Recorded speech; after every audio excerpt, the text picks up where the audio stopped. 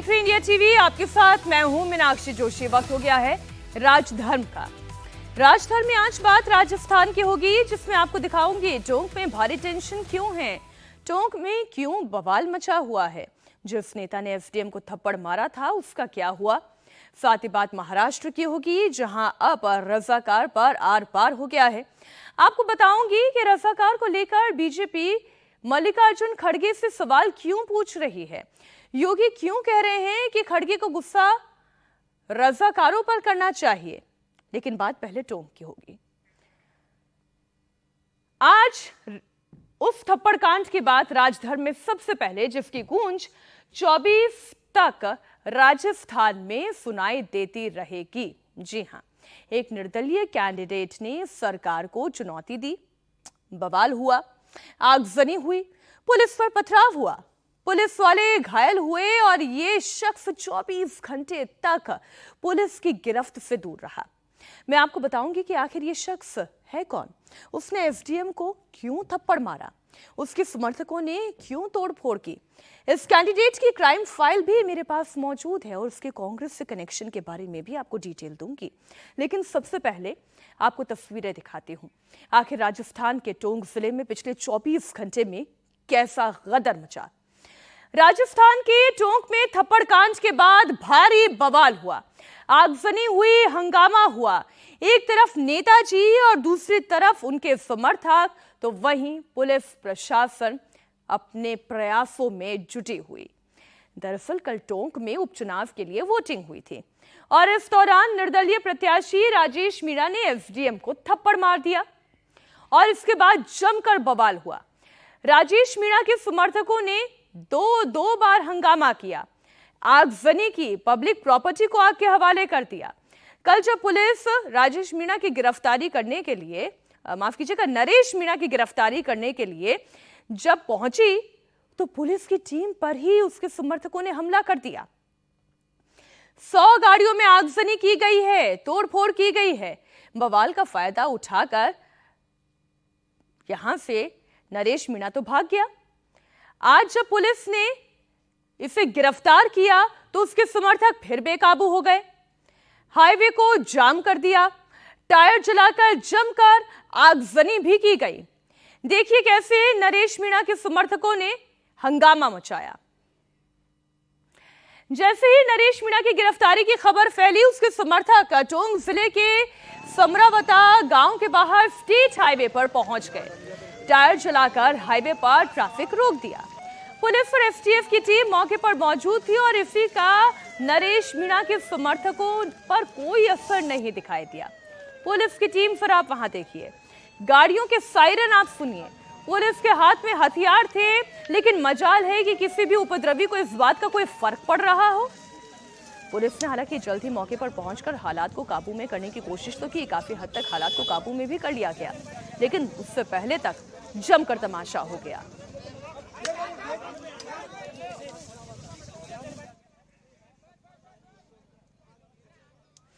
नरेश मीणा के समर्थक जब हाईवे से हटने को तैयार नहीं थे तो पुलिस ने आंसू गैस के गोले दाग दिए। इसके बाद नरेश मीणा के समर्थक हाईवे से हट गए, तब कहीं जाकर हालात किसी तरह सामान्य किए गए। नरेश मीणा को गिरफ्तार करके जैसे ही पुलिस निकली, वैसे ही इस हाईवे पे आप देखिए जबरदस्त बवाल हुआ, हाईवे को ब्लॉक कर दिया गया। आगे देखिए आगजनी की गई है, हाईवे पे आपको धुएं का गुबार दिखाई दे रहा होगा, लगातार आंसू गैस के गोले छोड़े जा रहे हैं। अगल बगल जो गांव से हैं तमाम लोग यहाँ पे आ रहे थे, पत्थरबाजी कर रहे थे, जो गाड़ियां रास्ते में निकल रही थी उन पर पथराव किया जा रहा था। और अब स्थिति हाईवे की आप देखिए, सामने एक जगह और ब्लॉक करके आग लगा दी है गाड़ी में। आप सामने देखिए, आपको धुएं का गुबार दिख रहा होगा। जितने भी एसटीएफ के लोग हैं लगातार आंसू गैस की फायरिंग कर रहे हैं और इस पूरे हाईवे पर देखिए वज्र वाहन के साथ यहां पर अब गाड़ियां जा रही हैं। बड़ी तादाद में हंगामा एक बार फिर से शुरू हो गया है। उसकी वजह सिर्फ इतनी है कि नरेश मीणा को जैसे ही यहां पे गाड़ी में अरेस्ट किया, लेके गए, उसके समर्थक गांव से अलग अलग जगहों से निकल के आए और बवाल एक बार फिर से शुरू हो गया। और बवाल इतना हुआ कि हाईवे पर गाड़ियों में तोड़फोड़ की गई। एसटीएफ की जो टीम है मौके पर पहुंची और उसके बाद आंसू गैस के गोले छोड़े, लोगों को खदेड़ा। उसके बाद अब स्थिति ये है कि आप देखिए पूरे सड़क पर पेट्रोलिंग करते हुए एसटीएफ को निकलना पड़ रहा है यहाँ से, ताकि जो गांव में इधर तितर बितर करके लोग जो आ रहे हैं अगल बगल से पथराव कर रहे हैं उनको रोका जाए। सामने बीच सड़क पे देखिए धुएं का गुबार दिखाई दे रहा है। हाईवे को ब्लॉक कर दिया था और नारेबाजी कर रहे थे, और जैसे ही यहाँ पर आंसू गैस के गोले दागे गए वैसे ही गांव में देखिए अभी भी ये देखिए इधर वज्र से फायरिंग की जा रही है। जो गाड़ियां आ जा रही थी उस पर पथराव किया, और आसपास के जो गांव में जो तमाम जो लड़के हैं नरेश मीणा के समर्थक वो हंगामा करने लगे। हंगामा इतना ज्यादा बढ़ गया अब कि पुलिस को अतिरिक्त जाब्ता और एसटीएफ की और फोर्सेस बुलानी पड़ी। लिहाजा नरेश मीणा को गिरफ्तार तो कर लिया है, लेकिन जो उपद्रवी हैं उनके समर्थक उनको काबू कर पाने में थोड़ी मुश्किल आ रही है। इसीलिए एसटीएफ को लगातार आंसू गैस के गोले, रबड़ बुलेट्स तमाम छोड़ने पड़ रहे हैं। वज्र वाहन यहाँ पर डिप्लॉय किया गया है। बीच सड़क पे आप देखिए इतने बड़े टायर को जला के ब्लॉक्स कर दिया गया है, हंगामेबाजी की है यहाँ पर, और इस हाईवे को ब्लॉक किया गया है, इसलिए इसको खोलने का प्रयास किया जा रहा है। वज्र वाहन और एसटीएफ का भारी पुलिस बल यहाँ पर तैनात है। ये देखिए ट्रैक्टर का जो पार्ट होता है घास काटने का उसको बीच में रख दिया गया, और जो गाड़ियां आ रही थी उसमें तोड़फोड़ की। उसके बाद अब इस हाईवे को खोलने का पुलिस प्रयास कर रही है। देखिए यहाँ पर टायर को जला दिया है, जो गाड़ियां निकल रही थी उसमें पथराव किया, और आसपास के गाँव में आपको दूर में जो लोग दिखाई दे रहे थे वो नरेश मीणा के समर्थक थे और उन्होंने पथराव शुरू किया। कल समर्थकों के बवाल के बीच नरेश मीणा फरार हो गया था। उसके बाद से पुलिस लगातार नरेश की तलाश कर रही थी। आज वो फिर सामने आया और हिंसा के लिए पुलिस प्रशासन को ही दोषी ठहराता रहा। वहीं कल के बवाल के बाद पुलिस ने अपनी पूरी तैयारी कर रखी थी। पर्याप्त संख्या में जवान पहुंचे थे।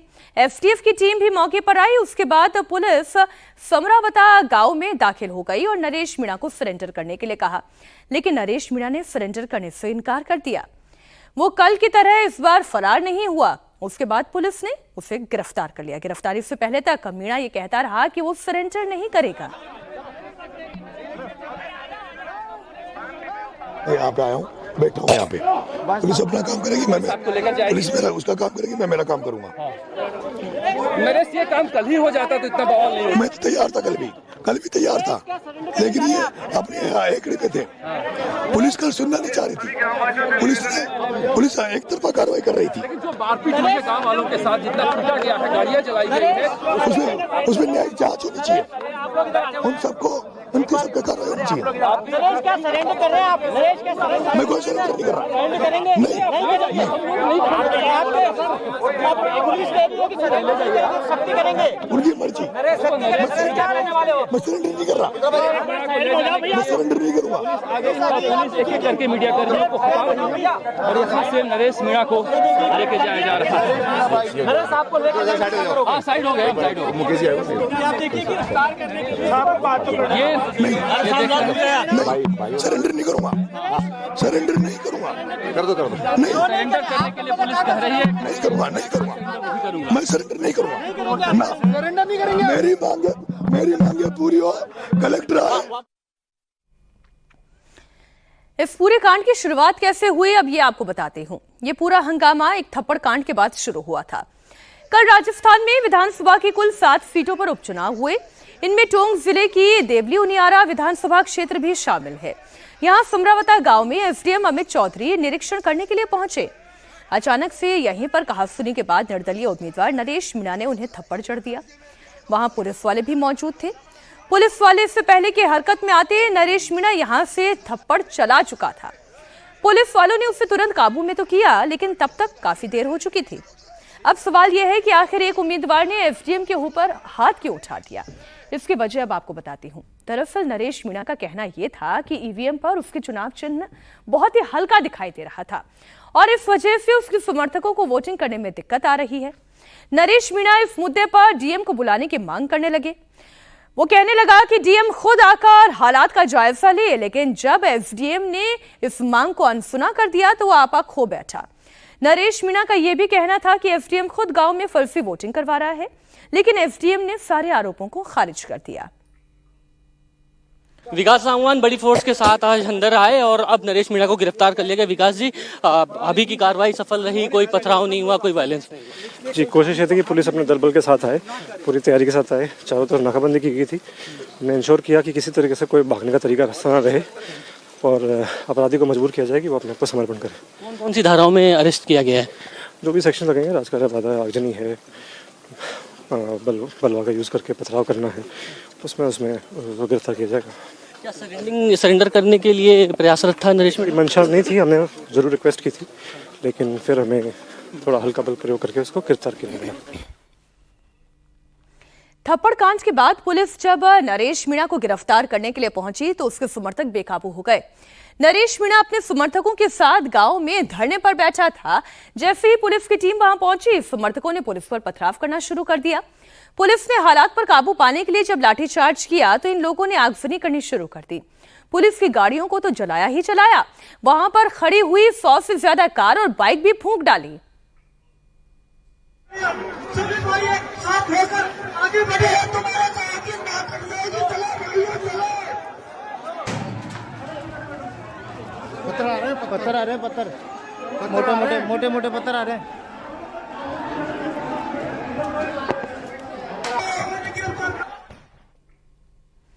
इस बवाल में 10 से ज्यादा पुलिस वाले घायल हो गए। कई पुलिस वालों को इलाज के लिए अस्पताल ले जाना पड़ा।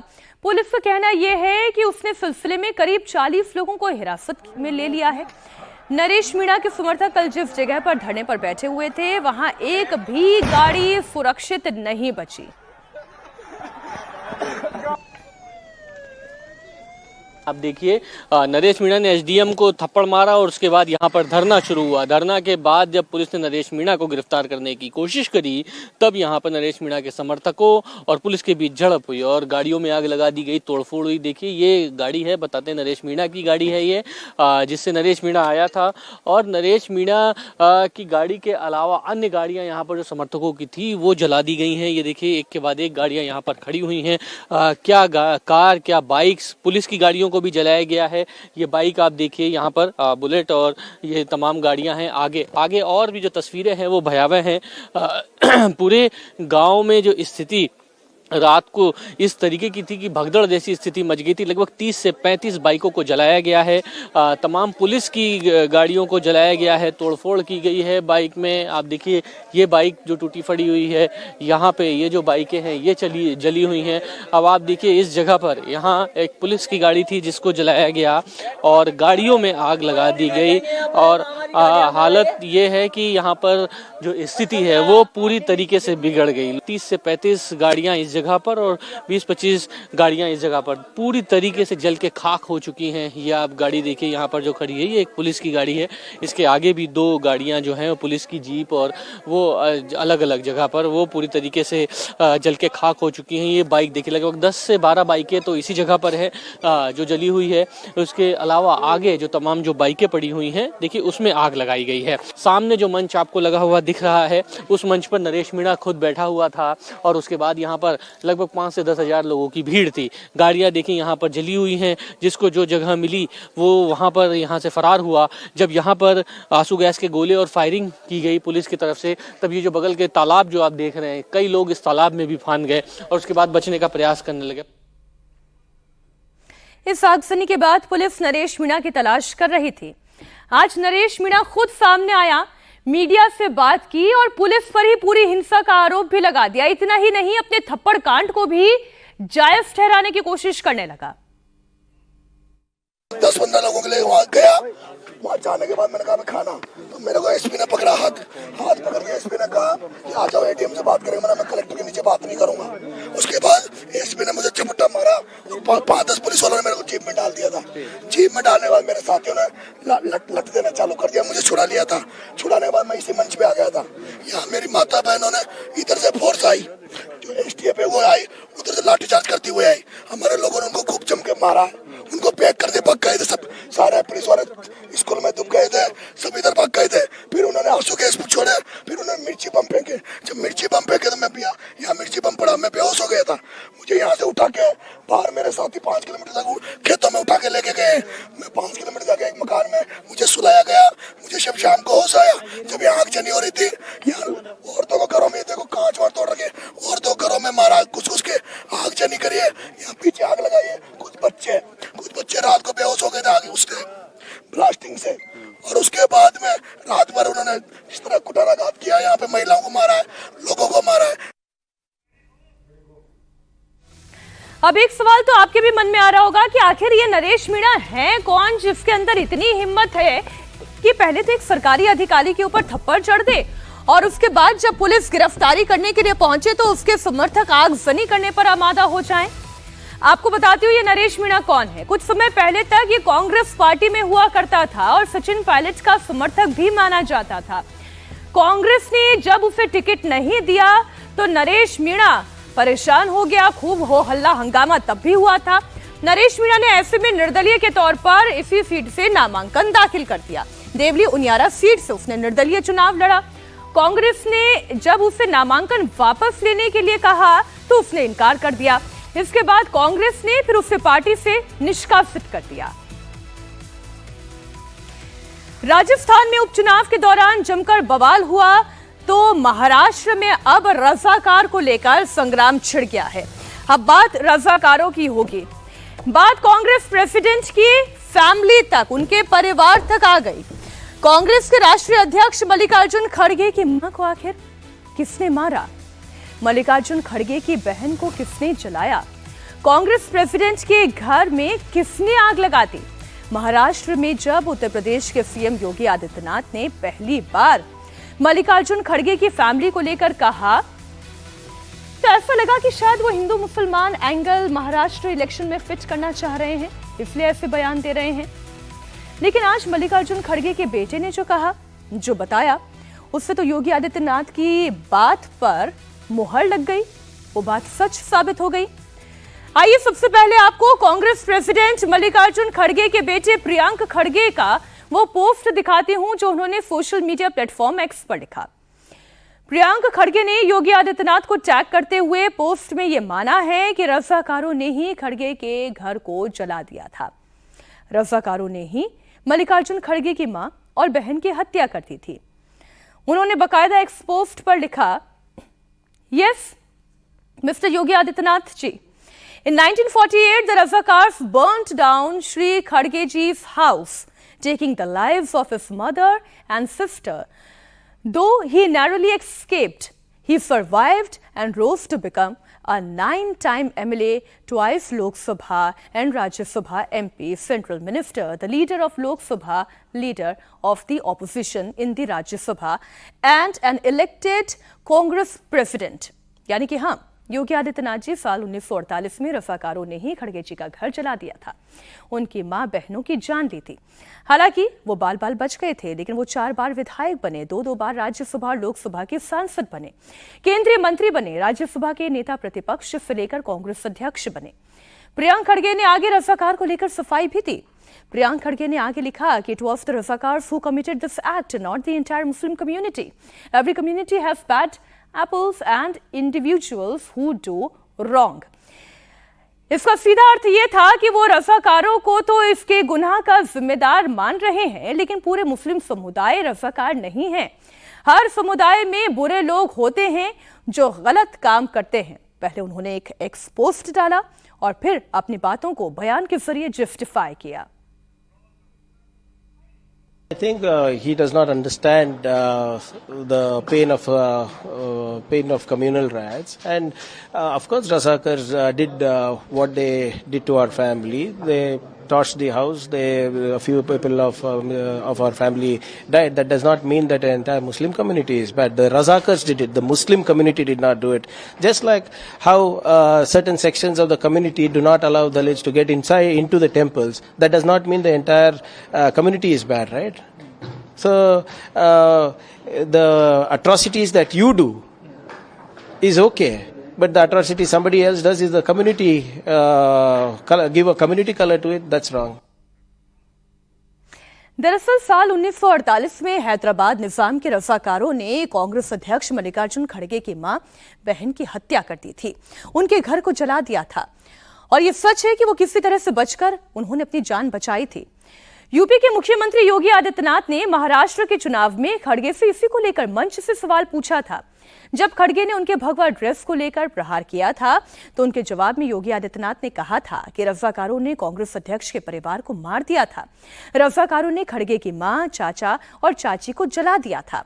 लेकिन कांग्रेस अध्यक्ष इन रजाकारों के खिलाफ कुछ नहीं बोलेंगे क्योंकि इससे उनको अपना वोट कटने का डर है। वो इस सच्चाई को छिपाते हैं। क्या कांग्रेस इस बात का जवाब देगी कि क्यों इस सच को छिपाया जाता है? आजकल कांग्रेस के राष्ट्रीय अध्यक्ष श्री मल्लिकार्जुन खड़गे जी अनावश्यक रूप से मेरे ऊपर लाल पीले हो रहे हैं, गुस्से में हैं। खड़गे जी, मेरे ऊपर गुस्सा मत करिए, मैं तो आपकी उम्र का सम्मान करता हूं। आपको गुस्सा करना है तो निजाम पर करिए, हैदराबाद के निजाम को। जिस हैदराबाद के निजाम के रजाकारों ने आपके गांव को जलाया था, हिंदुओं की निर्मम हत्या की थी, आपकी पूज्य माता को, आपकी बहन को, आपके परिवार के सदस्यों को जलाया था। इस सच्चाई को देश और दुनिया के सामने रखिए कि जब भी पटेंगे तो इसी प्रकार से निर्ममता से कटेंगे। ये सच्चाई रखिए। आप वोट बैंक के लिए इस सच्चाई को देश के सामने रखने से कोताही कर रहे हैं, देश के साथ धोखा आप कर रहे हैं। मैं तो एक योगी हूं, मैंने तो एक ही बात सीखी है, मैंने तो एक ही बात सीखी है, हर काम देश के नाम। मेरे लिए तो अपना देश और अपना सनातन धर्म से बढ़कर के कुछ भी नहीं हो सकता।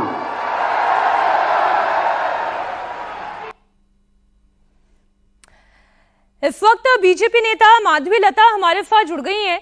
माधवी जी, बहुत स्वागत है आपका इंडिया टीवी पर। जी धन्यवाद। माधवी जी, महाराष्ट्र का चुनाव है, बात हैदराबाद तक आ गई, हैदराबाद की बात हुई तो रजाकारों की बात आ गई।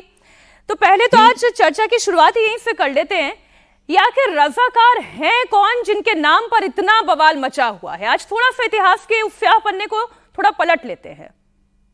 जी, रजाकार वो हैं जो निजाम सरकार के तहत महाराष्ट्र, कर्नाटका, आज का तेलंगाना पर राज्य करे थे। ये लोग, इनका एक ही लक्ष्य था कि हिंदू दलितों को मुसलमान बनाए, यानी इस्लाम में बदल दे। अगर वो इस्लाम में ना बदले तो उनके बीवियों के ऊपर अत्याचार करे। अगर फिर भी ये ना माने तो उनके पतियों का अत्याचार कर कर इन विधवाओं को शादियां कर ले और पसमंदे मुसलमानों का एक भीड़ बनाए। जो आज हैदराबाद में, गौर से सुनिए, आज हैदराबाद में जितने पसमंदे मुसलमान हैं वो हिंदुओं हैं जिनको बलात्कार, अत्याचार, मार डालकर जबरदस्ती से दलितों को बदला गया था। ये वही पसमंदे मुसलमान हैं जिनको आज भी मुसलमान अशरफ दूर रखते हैं, आज भी उनको गरीब ही रखते हैं, आज भी उनको जय भीम के राजनीति के नारे लगाने के बावजूद भी इनको दलित के जैसे ही इनको देखते हैं। ये थे रजाकार, और ये भी रजाकार थे जो हिंदू औरतों को बतकम्मा जैसे हमारे त्योहार मनाते वक्त आकर हजारों तादाद औरतों को वस्त्र विहीन कर वस्त्र निकाल कर उन पर बलात्कार अत्याचार कर कर जिंदा जला दिए थे, वो है रजाकार। लेकिन मल्लिकार्जुन खड़गे के बेटे प्रियांक खड़गे ये कह रहे हैं कि रजाकारों का नाम लेकर पूरी एक कम्युनिटी को टारगेट करना ये गलत है और ये राजनीति में हो रहा है। तो फिर आप मुझे बताइए, हैदराबाद में जितने मंदिर मुसलमानों ने तोड़ा है वो कौन है? झारखंड आदिवासी लड़कियों को कत्ल कर कर उनके जमीन हड़पने वाले मुसलमान कौन है? हरियाणा के आदिवासी लड़कियों को हफ्ते हफ्ते भर लेके जाकर बलात्कार करने वाले मुसलमान कौन है? अभी मुझे तो नहीं पता है भाई। अभी खड़गे साहब तो महान है कि मां को, बहन को जलते हुए आग में, शोलों में अर्पित करने के बाद भी अगर उनको इतना प्यार हो सकता है उन लोगों से जो MIM के शेरवानी दो गला फाड़ कर कहते हैं हम रजाकार के खून के वाले हैं, हम रजाकार के हैं, हम रजाकार के हैं, हम भारत के तोप के सामना करेंगे। अगर तू भारत का सामना कर रहा है तो तू कौन है रे? तू भारत नहीं है क्या? तू भारतवासी नहीं है क्या? ऐसे MIM कांग्रेस के हाथ मिलाता है और मल्लिकार्जुन खड़गे साहब और उनके बेटे वाह रे वाह कांग्रेस से हाथ मिलाता है। और एक बात बताने दीजिए मुझे इतिहास का, शायद भारत को जानना पड़ेगा आज।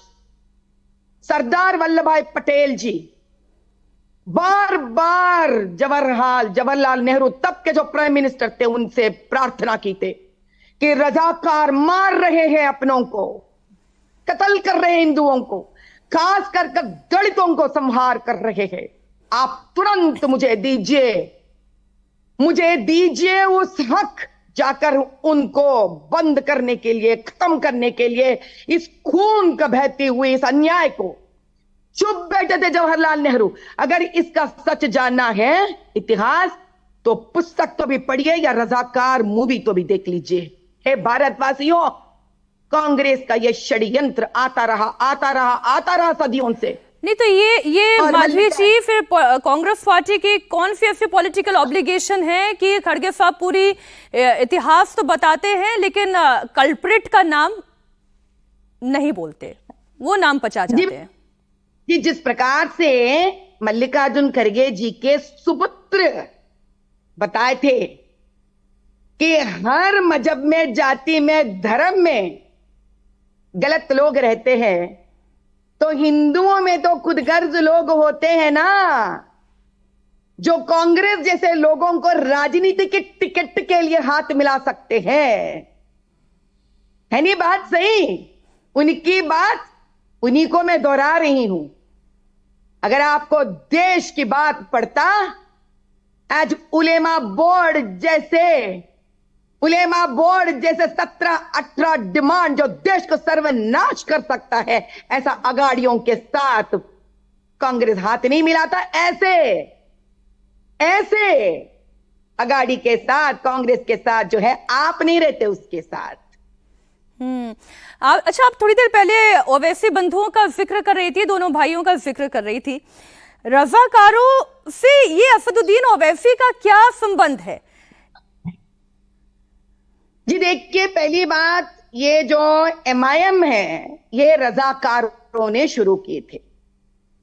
ये पार्टी जो है रजाकारों का पार्टी था। ये सिर्फ पार्टी बाहर के विदेशी मुसलमानों को यहां बुलाकर बड़ी तादाद से उनको लोगों को बुलाया, पैसे देकर निजाम सरकार, और इनको मैनेज करने के बाद ये जब बड़ी मुश्किल से सरदार वल्लभ भाई पटेल जी के मेहनत के वजह से ये विलीन हुआ था भारत के अंदर, इसको एक पार्टी के अंदर बदलना था। MIM उन लोगों को इसको जिंदा रखने के लिए, और उस रजाकार पार्टी को लेने वाले थे आज के बड़े शेरवानी के दादाजी। वैसा ये लोग रजाकार के उसूलों को, उसी सोच विचार को आज भारत भर फैला रहे हैं, क्योंकि इनको मुसलमान दलित से भी कोई प्यार नहीं है। अगर इन दलितों को कोई आज भी खाना देता है तो हिंदू ही देता है। और मैं स्वयं हजारों ऐसे मुसलमान दलित परिवारों को, पसमंदे परिवारों को मैंने रेशन बांटा है अपने हाथों से, हजारों। नहीं, लेकिन असदुद्दीन ओवैसी तो कॉन्स्टिट्यूशन की बात करते हैं, संविधान की बात करते हैं, भारत की बात करते हैं। बहुत बढ़िया। तो संविधान भारत को एक ऐसा शब्द देता है, धर्मनिरपेक्षता, दैट इज सेक्युलरिज्म। तो हमारे लंदन में पढ़े लिखे आए बड़े शेरवानी से मैं एक ही पूछती हूं, क्या तात्पर्य है धर्मनिरपेक्षता का? धर्मनिरपेक्षता का मतलब है अगर सरकार इस शब्द को अपना संविधान में उपयोग करती है तो उस सरकार को किसी भी मजहब के प्रति सोच विचार नहीं रखना चाहिए। इसका मतलब है सरकार को ना हिंदू है, ना मुस्लिम है, ना ईसाई है, ना जैन है, ना बौद्ध है। तो आर्टिकल 31 माइनॉरिटी कहां से आया है? रिलीजियस इंस्टीट्यूशन कांग्रेस ने कहां से लेके आके संविधान में रखा है? जब आपको मजहब ही नहीं है तो मजहब का रिलीजन कहां से आ रहा है आपको? एक तरफ धर्मनिरपेक्षता के बारे में बात करते हो संविधान में, और उसी संविधान में दूसरा गलत काम करते हो दूसरा आर्टिकल लगाकर। ये रखने वाले कांग्रेस ही तो है ना। अच्छा, लेकिन माधवी जी, ये तराजू का दूसरा पलड़ा भी तो देखिए। जब एक तरफ योगी जी हिंदू राष्ट्र की बात करें तो वो सही हो जाता है। लोगों को एक बात जानना है जी कि जब हिंदू राष्ट्र कहते हैं तो हिंदूवादी राष्ट्र कहते हैं, हिंदू तत्व राष्ट्र कहते हैं। इसका मतलब मैं समझाती हूं आपको।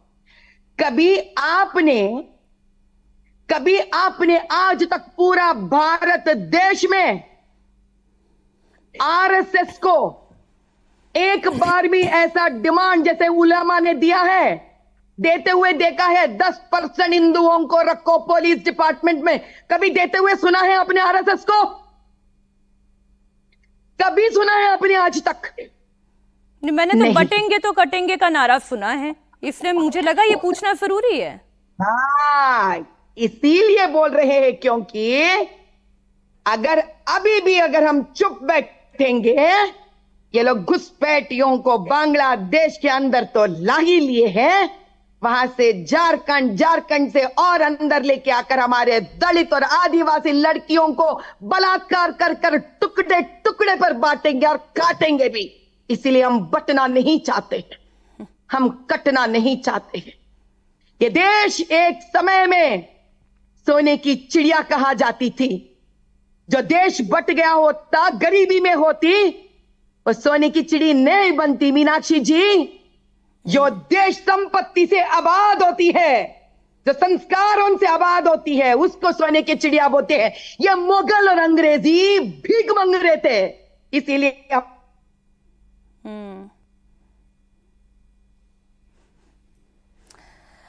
माधवी लता जी बड़े गर्व से ये कह रही हैं कि बटेंगे तो कटेंगे का नारा इसलिए है कि एकता के सूत्र में बांधना है और इसलिए इस नारे को आगे लेकर चलना है।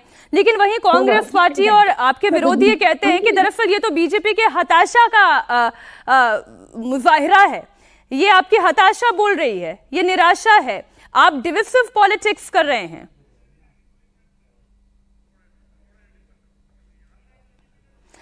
चलिए मैं आइए अब आपको बताती हूं। माधवी लता जी से हमारी चर्चा हुई, उन्होंने रज़ाकारों को लेकर कहा, क्या कहा कि रज़ाकार कौन है? रज़ाकार वो हैं जिन्होंने हिंदुओं पर अत्याचार किया, जिन्होंने खास तौर पर दलित हिंदुओं का धर्म परिवर्तन करने के लिए बाकायदा बल का प्रयोग किया। अत्याचार, मारकाट, बलात्कार, दमन, ये तमाम चीजें हुई हैं, लेकिन वो साल 1947 और 48 का समय था। अब वक्त बदल चुका है। हैदराबाद से बीजेपी की टिकट पर चुनाव लड़ चुकी फायर ब्रांड नेता माधवी लता ने आपको बताया कि रज़ाकार कौन थे। लेकिन अब हम बात कर रहे हैं कांग्रेस प्रेसिडेंट की मां और बहन की हत्या की कहानी की, कैसे रज़ाकारों ने उनकी हत्या कर दी थी। दरअसल कांग्रेस अध्यक्ष मल्लिकार्जुन खड़गे का जन्म 21 जुलाई 1942 को कर्नाटक के बीदर जिले में वरबट्टी गांव में हुआ था। तब बीदर, कलबुर्गी और रायचूर डिस्ट्रिक्ट हैदराबाद का हिस्सा था और उस वक्त निजाम का शासन था। आजादी के बाद जब निजाम पर भारत में शामिल न होने का दबाव बढ़ा तो उसके रज़ाकारों ने हिंदुओं पर कहर बरपाना शुरू कर दिया। भारत में विलय से पहले रज़ाकारों ने नरसंहार करना शुरू किया।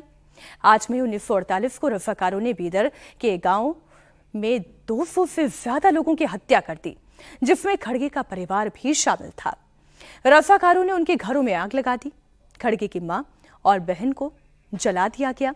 तब खड़गे की उम्र महज 6 वर्ष थी। किसी तरह उनके पिता ने खड़गे की जान बचाई और उन्हें लेकर गुलबर्गा शिफ्ट हो गए। ये बात खुद कांग्रेस प्रेसिडेंट ने भी कई जगहों पर बताई, लेकिन खड़गे ने रज़ाकारों का नाम नहीं लिया। मेरा दुर्दैव है क्योंकि मैं अपने माँ को देख नहीं सका, मेरे बहन को देख नहीं सका, मेरे भाई को देख नहीं सका, मेरे चाचा को देख नहीं सका, क्योंकि मेरा घर उस वक्त जल गया जिस वक्त वहाँ हैदराबाद लिबरेशन में ये दंगे चल रहे थे। उस दंगे में मेरा पूरा घर चले और मैं एक ही घर में बचा, मैं और मेरे पिताजी, वो दोनों बचे।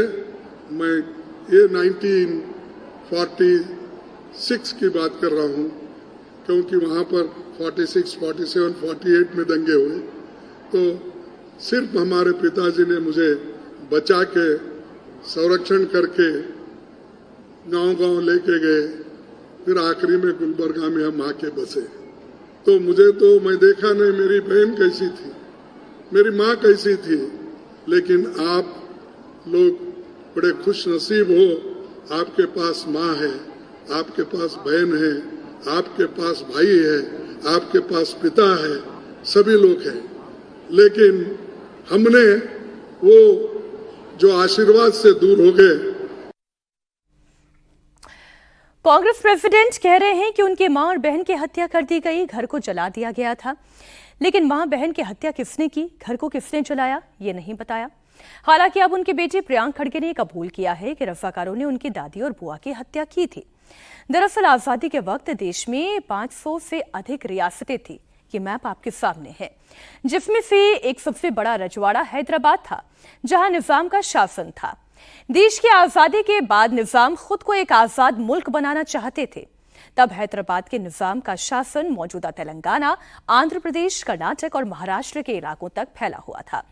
खास बात यह है कि जिन इलाकों पर हैदराबाद पर निजाम का शासन था, उसमें 80% से ज्यादा आबादी हिंदुओं की थी, जबकि सत्ता की बागडोर मुस्लिम निजाम और उनके लोगों के हाथ में थी। देश की आजादी के बाद जब गृह मंत्री सरदार वल्लभ भाई पटेल ने हैदराबाद में सैन्य हस्तक्षेप का आदेश दिया, तो ये रज़ाकार खून खराबे पर उतारू हो गए। उन्होंने हिंदुओं का कत्लेआम करना शुरू किया। सैकड़ों हिंदुओं को मौत के घाट उतार दिया गया। महाराष्ट्र के मराठवाड़ा का एरिया हैदराबाद के निजाम के अंतर्गत ही आता था, इसलिए महाराष्ट्र चुनाव में डिप्टी सीएम देवेंद्र फडणवीस मराठवाड़ा में रज़ाकारों के अत्याचार का मुद्दा उठा रहे हैं और ओवैसी को घेर रहे हैं। ओवैसी का रज़ाकारों के साथ रिश्ता क्या है, ये आगे आपको बताऊंगी, लेकिन उससे पहले ये आपको बता देती हूं कि रज़ाकार कौन थे। दरअसल रज़ाकार हैदराबाद के निजाम की निजी सेना थी। निजाम के सैनिकों को रज़ाकार कहा जाता था। रज़ाकार हिंदुओं पर जुल्म करते थे। इसका जिक्र महाराष्ट्र के डिप्टी सीएम देवेंद्र फडणवीस ने भी किया। ओवैसी रज़ाकारों की विरासत को चलाने वाले, जिन रज़ाकारों ने हमारे ऊपर, हमारी जनता के ऊपर, हमारे मराठवाड़ा में अत्याचार किए, हमारी माताओं बहनों की असमत लूटी, उनका प्रतिनिधित्व करने वाले, रज़ाकारों का प्रतिनिधित्व करने वाले ये ओवैसी है। ये क्या हमें सिखाएंगे? कांग्रेस पार्टी को और मल्लिकार्जुन खड़गे को भगवा पसंद नहीं आता, ये भगवे के खिलाफ है। लेकिन ये भगवा हमारे हिंदुत्व का भगवा है, ये सनातन का भगवा है, ये भारत का भगवा है, इसको कोई रोक नहीं सकता।